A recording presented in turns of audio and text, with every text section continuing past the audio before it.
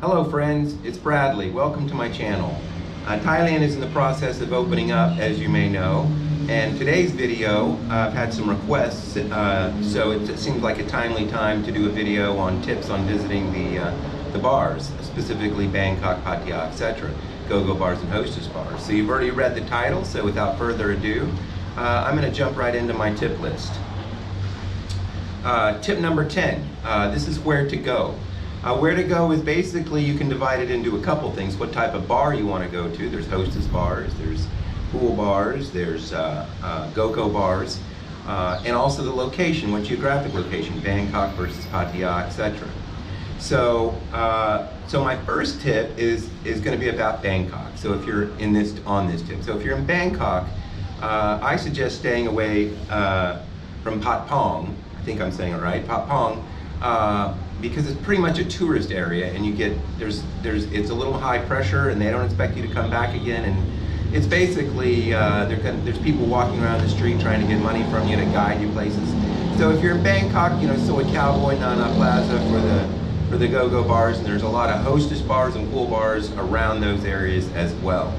Now if you're in Pattaya, everything seems okay here. I don't notice a difference between the locations here. Now, if you're looking, depending on what experience you're looking for, you have to choose kind of, do you want to do the hostess kind of bar thing or the go-go bars? Well, I'll tell you right now, if you're looking to meet a girl and her go with you, say on for a day trip, 2-day trip to the island, something like that, your hostess bar is pretty much going to be a better bet. Now, the reason I say this is, and easier on the budget, the reason I say this is a lot of girls in the go-go bars, especially the high-end ones, they've come to work and they're not leaving. They're not leaving that night. They're not leaving the next day. They may say something like, "We're short-staffed. My mama-san needs me here." Whatever it is, you're hearing their story, and they've already made up their mind. They're probably not going anywhere unless some certain person walks in some certain event. Maybe that's you, but it's probably not. We never know. So they've already made up their mind that they're going to stay, a lot of them. So it's kind of hit and miss. You could waste money. They more often will milk you for drinks. You know, especially if you're picking certain ones. You really need advice in this area if you're looking for someone to meet and take out of the bar. At the hostess bar, it seems easier going to me. You know, you don't need as much advice from, say, the mama-san or from the staff. You know, it's more of you talking to the girl. That's my opinion. So you got to choose where you want to go, what kind of experience you're after. If you're just after a night of the best-looking girls and just drinking in the bar with them, any go-go bar is fine. If you're on a budget, you know, you got to choose wisely. Soi Cowboy, for instance, probably a little better on the budget. They have more beer specials, etc. So now we go to tip number 9. So tip number 9 is, before you go anywhere, select your backstory. Believe me, all these girls have a backstory. All the ones working in the bars all the girls, even if they're not working in the bar, pretty much have a backstory. You know, so their backstory is, like I was just mentioned a second ago, the mama-san needs me. She has a backstory to support her for not going out to go anywhere that day, that night, not to leave the bar.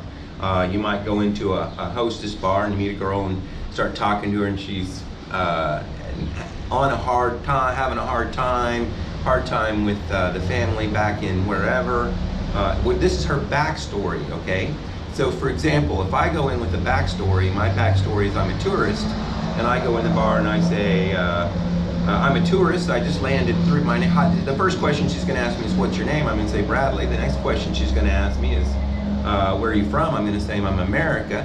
The next question she's going to ask me is either one of two things: how long have I been here, or how long am I staying? And then probably the other one. So if I say I've been here 3 days and I'm staying another 3 days, well, I've just told her my name's Brad, no harm there. I'm from America, so I came over with a lot of money. I came for 3 days and I'm leaving for 3 days. So that even says I came even with more money and I plan on spending it. And I know nothing because I've only been here 3 days, and she has 3 days to come try to, you know, to stay and try to get what money she can. That's her job. So a better backstory without lying is I walk in, I say hello.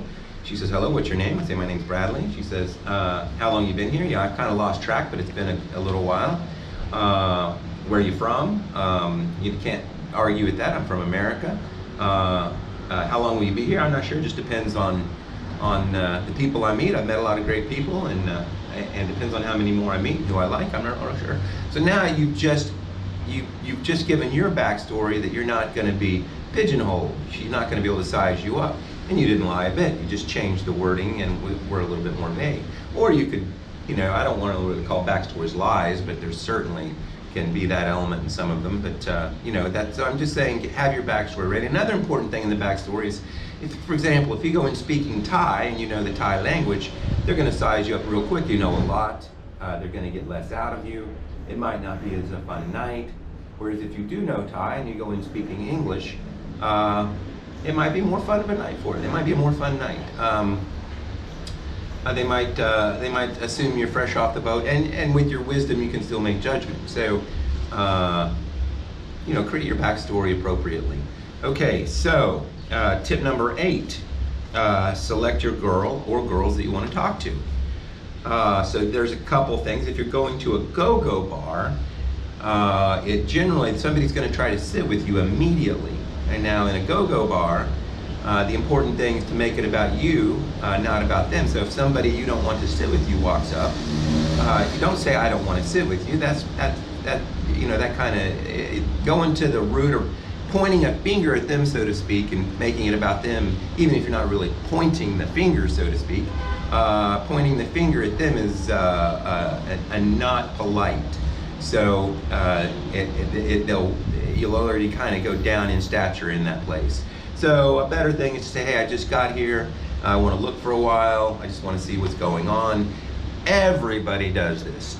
100% of everybody, this is what they do. This is their excuse. A foreigner, they walk in, they say, I just want to sit. I just want to look for a while. So that's really the best thing to do. It's what everybody does. And they understand this. They'll walk off. No hard feelings anywhere.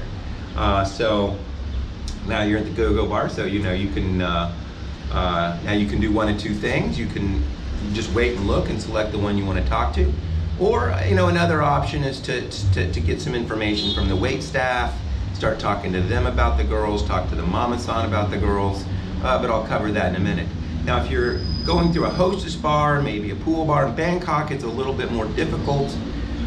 In Bangkok, there's just not everybody outside. There's some outside, and there's always one or two here or there sometimes, but there's just not everybody outside like it is Pattaya. So a lot of times you have to go in the bar, take a look around, see if there's somebody you want to talk to. But in a hostess bar, it's really easy, because if you make contact with somebody on the outside and you start talking, and they'll let you know with their body language, come on, talk to me. So that part's easy. You select with your eyes, start chatting, and go in and talk. Now, I do have one caveat in Bangkok. I've not seen this in Pattaya, but in Bangkok, you go in and a lot of times there's some kind of hierarchy, some kind of, you sit down, but they will only send certain girls to you, but you like the one over there. You go over and ask that one if she wants to sit with you, and she just says no. So I would avoid that. Now in Pattaya, I haven't noticed, I'm not saying it's not here, but I haven't noticed it. So in Pattaya, just they're all outside. It's very friendly. Just make eye contact and offer to buy her a drink, and or don't offer to sit. Ask if she has time to sit with you. Whatever. Say, can we grab that table right there? Say, you have a moment? Can we grab that table? You want to talk for a while? Real simple. Okay, so that's selecting your girl or girls. So now number 7. This is tip number 7. I think this is very important. But take control of the conversation. You want to be asking the questions. Where's she from? What kind of music?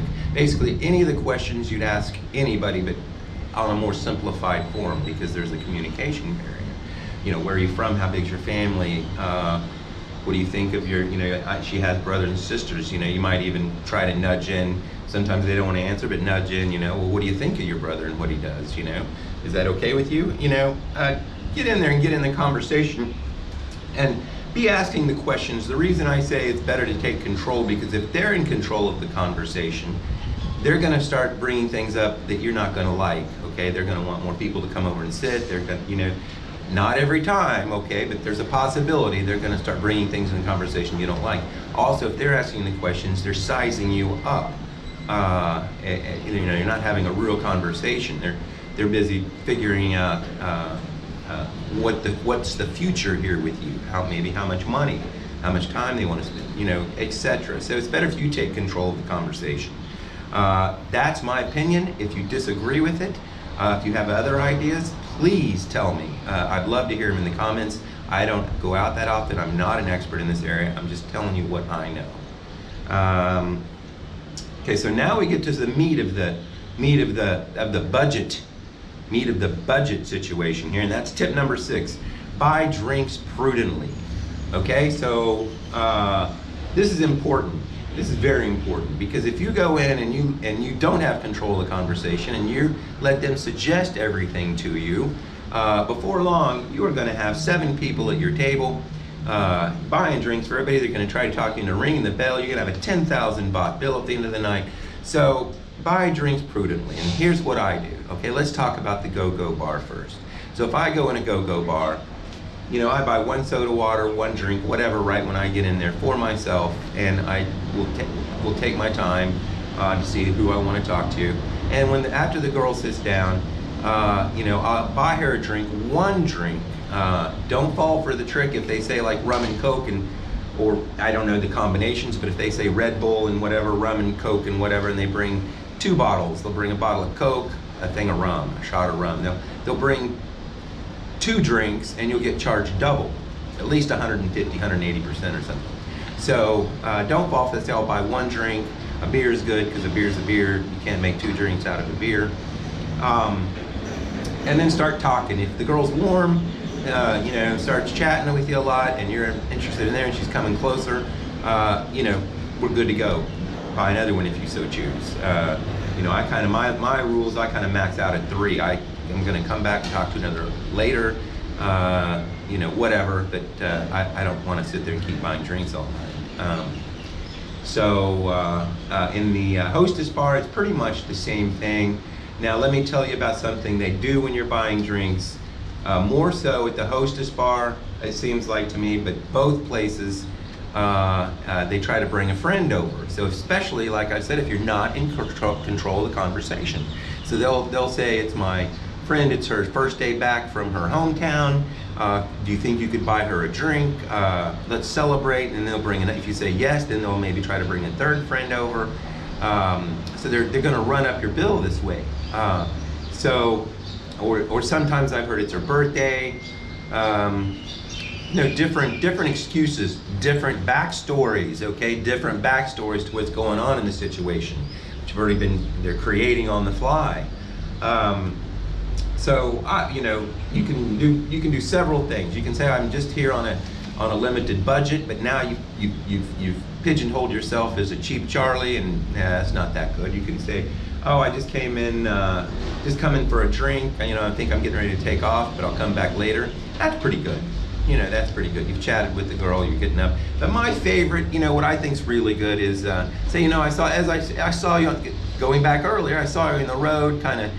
You know, I made contact with you. You're really the only one I'm interested in talking to in the bar. Now, I know right off the bat there's a problem with this strategy, and that is, oh, wow, he likes me that much. But still, I think it's the best one. It's what works for me. Yeah, he likes me that much. Wow, I'm just gonna sit here and, you know, I'm really gonna see what this guy has going on. You know, get lots of drinks, get lots of fun, whatever. But, you know, still the best to me, because we can continue the conversation. I already know I have a 3-drink max, so talk from there. But if you're at the go-go bar, the mama-san's gonna hit you up for a drink really quick. Now, sometimes I don't buy, sometimes I buy 1 drink. It's good to buy 1 drink because she's going to help you with information. You know, and if I'm going to come back to the place, I'll get to it in a minute, but, you know, I won't buy a drink for the wait staff generally, but I'll tip them. But it's good to get them on your side, so to speak. Now, if you buy a 2nd drink, or you do it too quickly, or you don't you know, if you're too eager, say sure, yeah, I'll buy you one, and I'll buy your staff there one too. If you're too eager and buy it too quickly and buy too many, at the go-go bar, this is insane because there can be 50 customers in that bar besides you. There can be 50 other people, and you will have a mama-san and 5 staff standing right by your table. You're the VIP now. I find this situation intolerable. I cannot stand it. I'm sitting at a table, I'm trying to talk to a girl, and I have 5 staff hovering around me, trying to take care of every need, waiting for me to buy another drink. You know, that's, to me, that's not advisable. But anyway, like I said, one drink. If I'm not coming back and I'm just checking it out, sometimes I don't buy any. So that's my advice on buying drinks. Buy drinks prudently. Okay, so the next thing is tips. Tips are, one more thing about buying drinks. At a lot of these bars, you'll have a happy hour, so your drinks are going to be on happy hour. The ladies' drinks never discounted, so keep that in mind. So if you decide it's happy hour ends at 10, you're at a place you like. Most places, I was surprised at this. I've been here a while, and I didn't see this happen. It just clicked. It took 1 or 2 times after many years of them saying, you want me to put one in the fridge? And I was like, well, I guess they'll save it for me. I didn't know. Nobody had ever told me. You know, I've been trying to buy all my drinks and get them on the table by the time happy hour ended. But if you say I would like to go ahead and buy a drink and put it in the fridge, they'll bring it to you later. Happy hour ends at 10, they bring you the drink you bought before 10 at 10:30. Okay, something like that. That's good to know, saves you a few bucks. So tip number 5. Tip strategically. I find tipping, I don't tip a lot. I'm not a big tipper in Thailand. I'm what you would call a thank you tipper. And a thank you tip to me, something like I order 300 baht, 300 or 400 baht worth of food and drinks, and I tip 20 baht. I order 100 baht of food and drinks, and I tip 20 baht. It's not a percentage, and so I have no problem generally giving thank you tips, you know, just a little extra money on the tray to the establishment. Or if I really like the service from an individual, I tip them directly. Now, important thing about tips is you have to hand it to the person directly if that's the person you want to get the tip. An example of this, I stayed at a place where I wanted to tip the hotel staff, everybody. So I tipped in the tip box. I tipped to the establishment, or same thing, leave it on the table, leave it in the tray. And of course, as I was talking to the lady that worked there and putting it in the tip box, they weren't happy. They're thinking in their mind, I'm getting 5% of this, because that tip goes to everybody. It goes to the hotel desk worker, the people to clean, the cleaners, who knows, the restaurant staff, maybe the maintenance staff as well. I don't know where the tip goes, but you can see it in her eyes that, you know, it's like, well, yeah, thanks, but that's like 5% for me. But that was the tip I was offering that day. Everybody's pitching in. I wanted everybody to get a piece. Now, if somebody does something particularly nice for you and you want to tip that person, just make sure you put it in their hand. That's all. So if it's a go-go bar, hostess bar, and you want it, the girls, you really enjoy talking to her. She may even want to meet you and go out and go to the island, this and that, but today you're not sure, you haven't made up your mind, whatever, but she's really appreciated you, you know, no problem. I give them 100, 200, 300 baht, whatever suits you, you know, whatever your conscience and whatever suits you, whatever you feel like.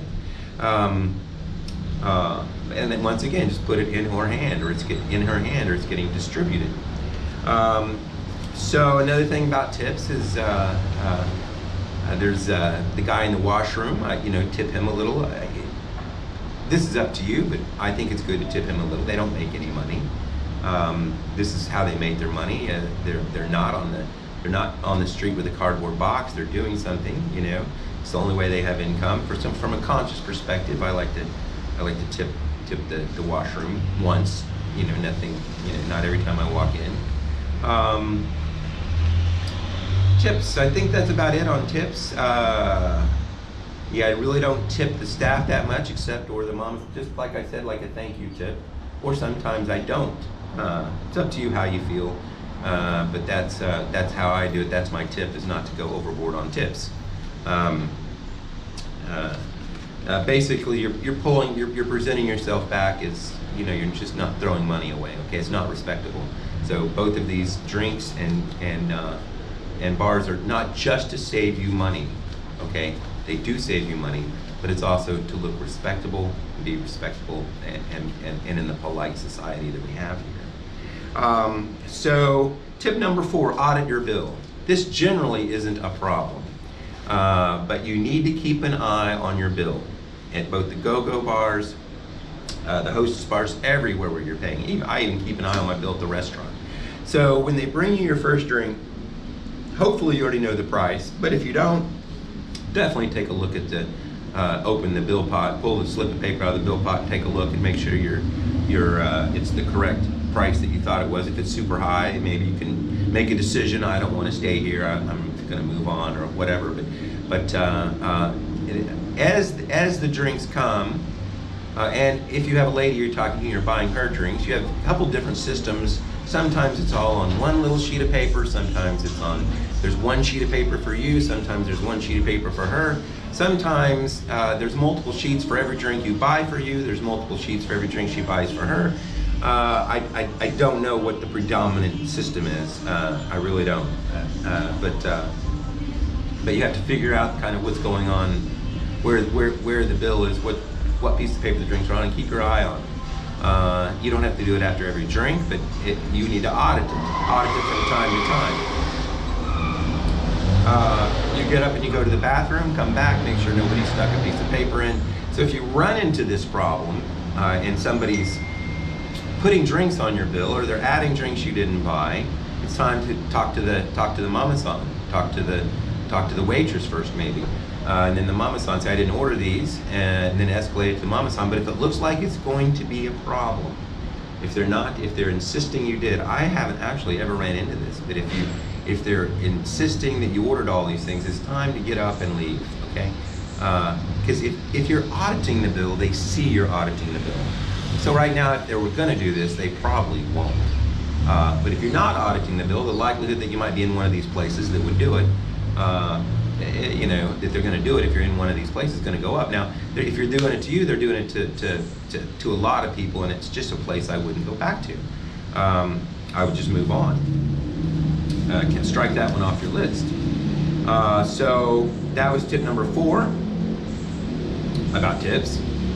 So number 3, now you've talked to the girl, you've been taking control of the conversation, everything's going really well, and you've negotiated with her to go to the island. Now this is important in Thailand. I wish I had a whole video on this subject, but do not pay everything up front.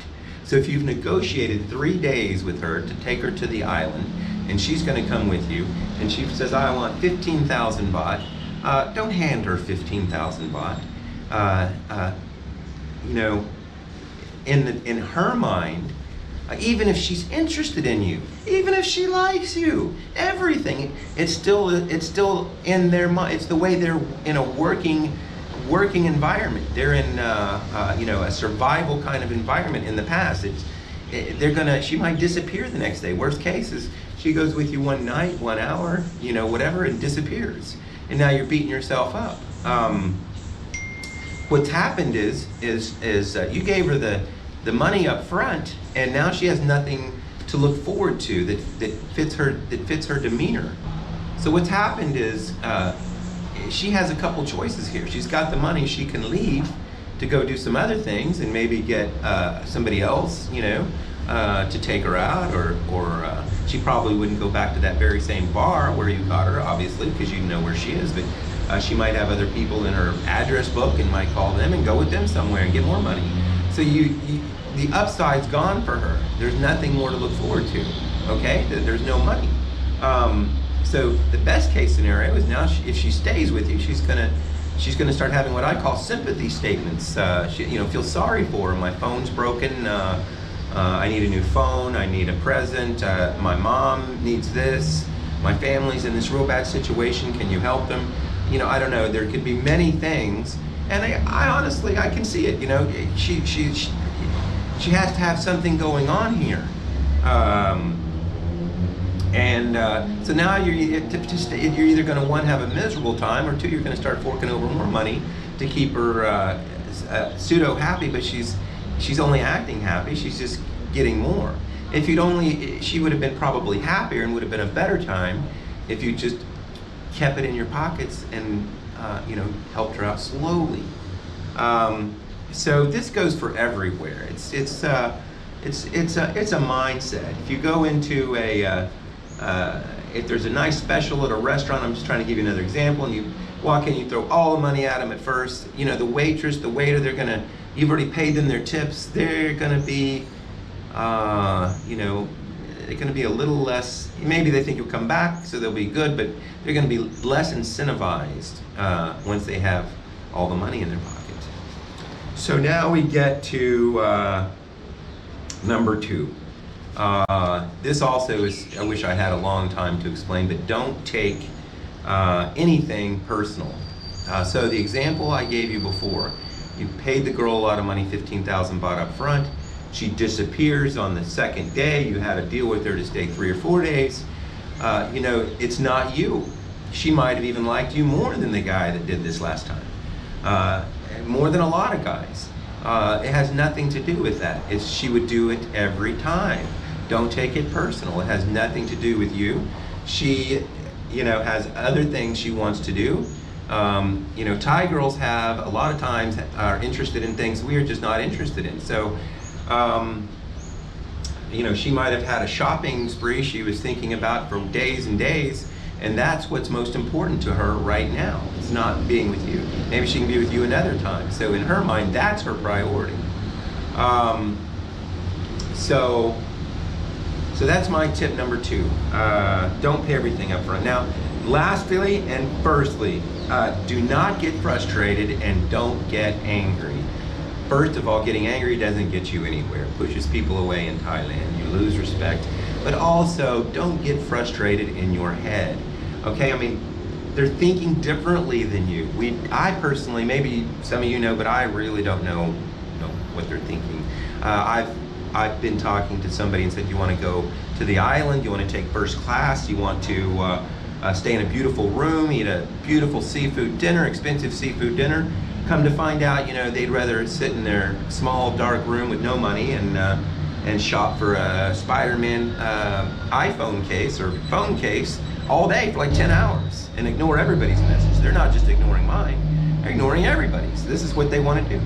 So why? That can lead to frustration. How could they do that to me? Well, first of all, as I said, number 2, they're not doing it to you. It's not personal. It's to everybody. So their preference, for whatever reason, this is what they want to do today. This is what's giving them enjoyment. They have that right. Give them the right. Give them the right to enjoy what they want to do. They want to shop for phone cases all day. Yeah, okay. Don't get frustrated. Don't get angry. Now, this is the hardest tip to practice because it just is counterintuitive in every sense. But don't get angry. Don't get frustrated. We don't really know, or I don't really know what they're thinking. Maybe some of you do, but those are my tips. If you want to add in the comments below, get involved in the conversation with me, I'd love to hear them. I'm just giving you my point of view. I'd love to hear everybody else's point of view and your experience. So anyway, thanks for coming to my channel today, and we'll talk to you later.